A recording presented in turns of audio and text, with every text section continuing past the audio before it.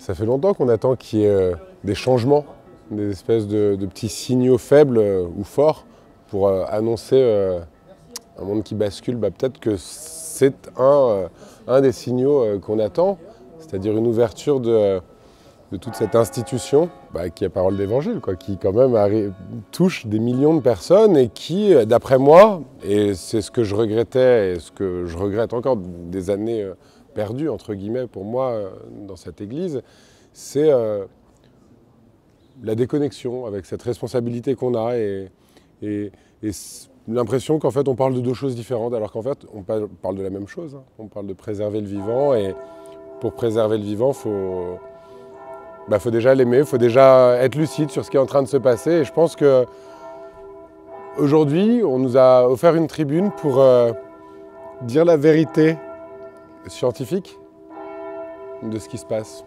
Moi, j'ai été très reconnaissant et très touché par l'encyclique et par d'ailleurs d'autres choses que le Vatican a pu faire, et notamment des vidéos sur l'agroécologie où en 4 minutes tout était dit. Je me dis, mais ils ont tout compris.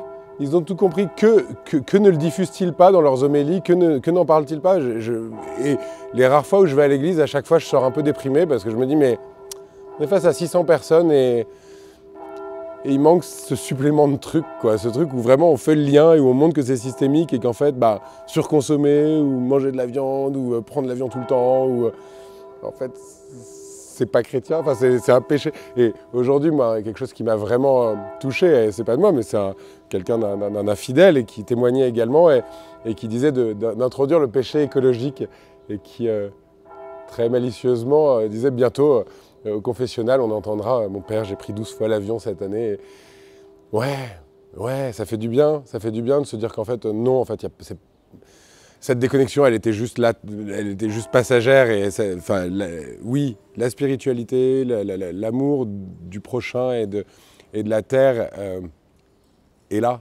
Et c'était sans doute maladroit à mon avis. Enfin, je pense, et je perçois cette invitation et cette ouverture qui est, de ce que je comprends, exceptionnelle et tout à fait nouvelle, comme une prise de conscience du clergé, et j'en suis personnellement ravi, et puisse cette dynamique perdurer,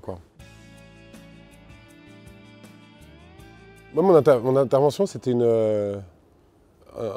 un déroulé de mon parcours, et j'ai commencé ce parcours en disant qu'en fait, j'ai quitté l'Église par un manque qu'il y avait. Donc, peut-être de montrer qu'en fait, on s'est raté de peu, En gros, dire tout ce parcours qui est un parcours engagé, militant, entrepreneur, altruiste, humaniste quelque part, en fait, il revient pas, ça ne revient pas à l'Église, et c'est dommage. Et il faut que les suivantes, l'Église ne perde pas ça. Je ne dis pas que je ne retournerai pas à l'Église. Je dis juste que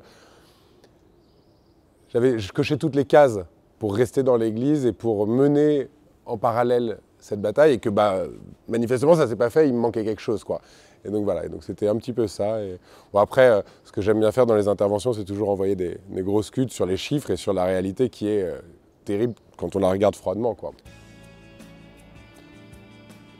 Il me semble qu'on navigue quand même pas mal à vue là en ce moment. Il n'y a personne qui sait vraiment ce qu'il faut faire. Est-ce que c'est politique? Est-ce que c'est économique? Est-ce que c'est colibri? Est-ce que c'est du sabotage? Ou est-ce que c'est de la désobéissance?